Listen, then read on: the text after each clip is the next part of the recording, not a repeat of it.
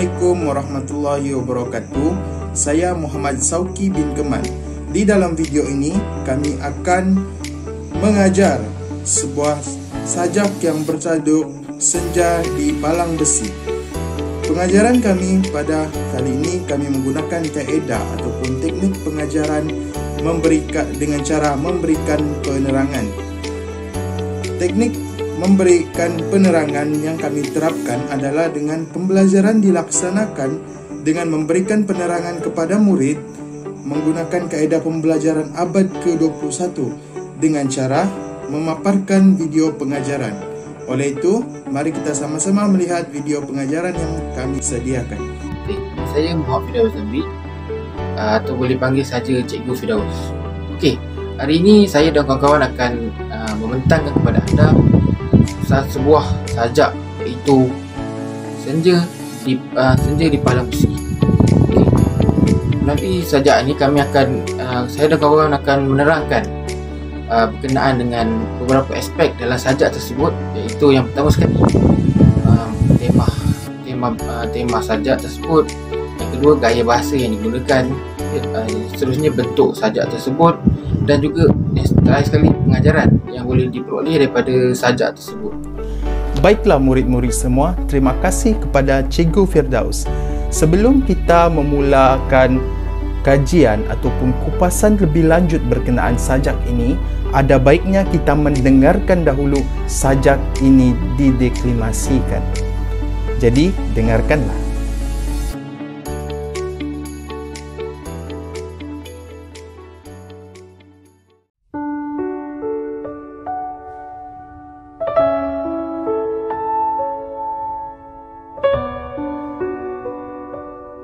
Senja di Palang Besi. Senja mula menangis, remang membongkar sendu, mengutus kuntum-kuntum serakan cahaya, berlari di celah jambangan bunga dedawai, menari mengikut ramah keterkosongan dalam kotak tidur sepi nan pedar hati. Pilu wajahmu sang senja yang dulu mekar bahagia, kini merayap sayu membelai jemari malam. Dalam keterbuangan yang merangkum, dalam keterasingan yang mencengkam, dalam kesakitan yang membungkam. Tanpa pasir pantai atau silir angin, rentet susun bibir palang besi dingin itu menjerut resah berteleku di dalam hening, bernyanyi rakus dalam keluh rasa keterkosongan, menghantar pergi arti keriuan. Jauh di bilik redup senja yang mula mengundurkan diri, bersama riak samudra jiwa bernama kesunyian, hukum alam terhebat hikayat kemanusiaan. Saya, Cikgu Muhammad Sauki, akan bersama-sama dengan murid-murid semua untuk mengupas maksud sajak di Palang Besi. Baiklah, sajak Palang Besi mempunyai 3 rangkap sajak, yang di mana setiap rangkap mempunyai maksud tersendiri. Baiklah, kita akan pergi ke rangkap yang pertama. Untuk rangkap yang pertama, penyajak telah berasa sedih dan menyesal apabila tinggal di dalam sel penjara. Penyajak hanya dapat melihat melalui celah-celah tirai besi penjara. Dalam hal ini, sajak pada perenggan pertama ini merujuk kepada pelaku yang merasa menyesal di dalam penjara. Seterusnya kita akan beralih kepada maksud rangkap yang kedua, iaitu maksudnya sebelum ini penyajak begitu bahagia dan kini bertukar sayu tak kala terpaksa hidup di dalam penjara yang dipinggirkan, terbuang dan menyakitkan. Di sini Penyajak merasa kesunyian, menyampaikan rasa kesunyian melalui sajak apabila terkurung di dalam sel besi penjara. Untuk rangkap yang ketiga pula, telah didefinisikan rangkap tersebut suasana penjara yang sunyi dipagari palang besi. Tiada tilam yang selesa dan pendingin hawa menyebabkan jiwa semakin sunyi. Penyajak sedar bahawa inilah hukuman yang terpaksa ditempuhi. Dalam perenggan ataupun rangkap ketiga sajak, penyajak merasa menyesal dengan apa yang telah dilakukannya dan dia merasa itu adalah hukuman yang paling sesuai dengan dirinya yang sering melanggar peraturan sehingga dipenjarakan.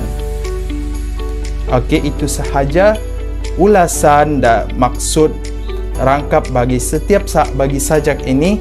Saya serahkan seterusnya kepada Cikgu Ain. Assalamualaikum warahmatullahi wabarakatuh dan salam sejahtera. Baiklah, tadi Cikgu Syauqi sudah menerangkan mengenai, ya betul, mengenai maksud rangkap. Jadi sekarang Cikgu Ain akan menerangkan mengenai tema dan juga persoalan yang terdapat di dalam sajak senja di palang besi ini. Kita akan lihat kepada tema dahulu. Tema bagi sajak ini ialah kesengsaraan dan kesepian seorang banduan yang hidup di dalam sel penjara. Seterusnya, kita akan pergi ke bahagian persoalan. Terdapat 4 persoalan di dalam sajak ini. Kita akan lihat satu persatu. Baiklah, persoalan yang pertama ialah penyesalan hidup yang tiada berpenghujung. Persoalan yang kedua, kehidupan di dalam sel penjara yang amat memilukan. Manakala persoalan yang ketiga, penderitaan hidup yang terpaksa ditempuhi sendirian. Dan persoalan yang keempat, iaitu yang terakhir, ialah harga kebebasan bagi sebuah kehidupan. Baiklah, kita teruskan lagi dengan bentuk dan ciri-ciri sajak ini. Yang pertama, sajak ini terdiri daripada 3 rangkap. Seperti yang awak boleh lihat di sini, kita akan lihat rangkap pertama, rangkap kedua dan juga rangkap ketiga.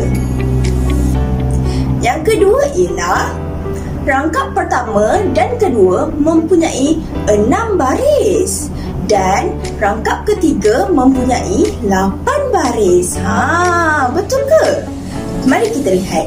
Rangkap pertama dan kedua mempunyai 6 baris. 1, 2, 3, 4, 5, 6. Manakala rangkap ketiga mempunyai berapa baris? 8 baris. Okey, kita kira ya. 1, 2, 3, 4, 5, 6, 7 dan 8. Okey, yang ketiga pula awak rasa apa? Yang ketiga, bilangan katanya mempunyai 3 sehingga 9 patah kata. Awak boleh tengok di sini, 3 sehingga 9 patah kata. 1, 2, 3. Kalau si 9 kita boleh tengok yang kat bawah tu. 1, 2, 3, 4, 5, 6, 7, 8 dan 9. Pandai. Baiklah, yang keempat pula, sajak ini terdiri daripada 7 sehingga 18 suku kata. Kalau awak lihat dekat sini, awak boleh tengok tak yang mana 7 sehingga 18 suku kata? Okey, kita tengok 1, 2, 3, 4, 5, 6, 7. Manakala mana satu yang 18 suku kata? Awak boleh tengok dulu tak? Baiklah. 1, 2, 3, 4, 5, 6, 7, 8, 9, 10, 11, 12, 13, 14, 15, 16, 17, 18. Okey. Yang terakhir, bagi bentuk dan ciri-ciri yang terakhir, iaitu yang ke-5. Sajak ini berbentuk bebas. Boleh faham? Baiklah, sampai di sini saja Cikgu Ain menerangkan mengenai bentuk dan ciri-ciri sajak. Kamu akan bersama dengan cikgu yang seterusnya. Dipersilakan. Terima kasih kepada Cikgu Nur Ain. Saya Nur Haziah binti Abdul Aziz, atau boleh dipanggil sebagai Cikgu Haziah. Saya akan menerangkan berkenaan dengan gaya bahasa, keindahan bunyi dan nada yang terdapat dalam sajak senja di Palang Besi. Yang pertama adalah gaya bahasa anafora. Anafora ini adalah satu pengulangan sesuatu kata atau frasa di awal baris yang biasanya secara berturutan agar memperoleh kesan tertentu. Contohnya, dalam keterbuangan yang merangkum, dalam keteransingan yang mencengkam. Perkataan dalam mengalami pengulangan. Yang kedua adalah gaya bahasa responsif. Responsif ini merupakan pengulangan kata di tengah baris. Contohnya, dalam keterbuangan yang merangkum, dalam keteransingan yang mencengkam. Seperti yang dilihat, perkataan yang mengalami pengulangan. Yang ketiga adalah bentuk gaya bahasa metafora. Metafora ini adalah merupakan pemakaian kata-kata untuk menyatakan erti yang berbeza daripada yang sebenarnya, seperti kiasan dengan menggunakan dua kata berunsur konkret dan abstrak. Contohnya, jemari malam, samudera jiwa. Yang keempat adalah personifikasi. Personifikasi ini adalah pemberian sifat-sifat manusia kepada sesuatu benda, binatang, tumbuh-tumbuhan, keadaan atau peristiwa. Contohnya, senja mula menangis. Yang kelima adalah gaya bahasa kata ganda. Contohnya, kuntum-kuntum dan juga dedawai. Yang keenam adalah gaya bahasa inversi. Gaya bahasa inversi adalah pembalikan kata-kata yang berbeza daripada susunannya yang lazim. Contohnya, pilu wajahmu sang senja. Gaya ketujuh adalah asonansi, iaitu pengulangan bunyi vokal yang sama dalam deretan kata. Contohnya, hukuman terhebat hikayat kemanusiaan. Seperti yang dilihat, dalam baris ini terdapat perulangan vokal A. Yang ke-8 adalah aliterasi. Aliterasi ini merupakan pengulangan bunyi konsonan yang sama pada awal kata yang berturutan. Contohnya, tanpa pasir pantai atau silir angin. Dalam baris ini, dia mengalami perulangan konsonan P. Untuk rima, rima ialah persamaan bunyi suku kata terakhir antara dua baris atau lebih dalam karya puisi ataupun sajak. Rima akhir bagi rangkap pertama dalam sajak ini ialah A, B, C, D, E, F. Rima akhir bagi rangkap kedua ialah A, B, C, B, D. Dan rima akhir bagi rangkap ketiga ialah A, B, C, D, D, E, D, D. Baiklah, seterusnya adalah nada. Nada ialah perasaan yang terdapat dalam sesuatu karya sastera yang berbentuk puisi, terutamanya sajak. Dalam sajak ini, gaya nada bahasa yang digunakan adalah melankolik. Melankolik ini merupakan satu penggunaan kata yang mendayu-dayu untuk menyatakan sesuatu perasaan. Baiklah, kita akan teruskan dengan Cikgu Mai Tili untuk menerangkan berkenaan dengan pengajaran dan nilai yang terdapat dalam sajak ini. Murid-murid, saya Cikgu Mai Tili. Jadi dalam slide ini, Cikgu akan ajar tentang nilai dan pengajaran yang terdapat dalam sajak di palang besi. Terdapat 3 nilai dalam sajak tersebut, iaitu ketabahan, kebebasan dan keredaan. Seterusnya, kita akan lihat kepada pengajaran yang terdapat dalam sajak di palang besi. Pertama sekali, kita hendaklah menghindarkan diri daripada terjebak dengan gejala negatif yang boleh menjemeruskan seseorang itu ke dalam penjara. Yang kedua, kita hendaklah menghargai nikmat kebebasan hidup yang dikurniakan oleh Tuhan. Yang ketiga, kita mestilah menjadi orang yang mematuhi undang-undang negara. Yang terakhirnya, kita hendaklah berfikir secara rasional dalam membuat sebarang tindakan agar tidak tersilap langkah melakukan perkara yang negatif. Baiklah murid-murid, bagaimana dengan pengajaran sebentar tadi? Menarik bukan? Baiklah, di hujung video ini untuk menguji kefahaman murid-murid semua, kami telah menyediakan beberapa soalan untuk dijawab oleh murid. Terdapat 3 soalan yang perlu dijawab oleh murid untuk menguji kefahaman murid-murid semua. Okey, baiklah, kita akan terus kepada soalan yang pertama. Soalan yang pertama, berdasarkan sajak senja di palang besi, nyatakan maksud ataupun tema yang ingin disampaikan oleh penyajak.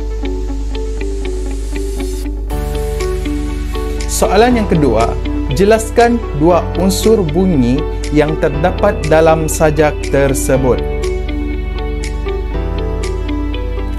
Dan soalan yang ketiga, nyatakan nilai murni yang boleh diperolehi daripada sajak tersebut.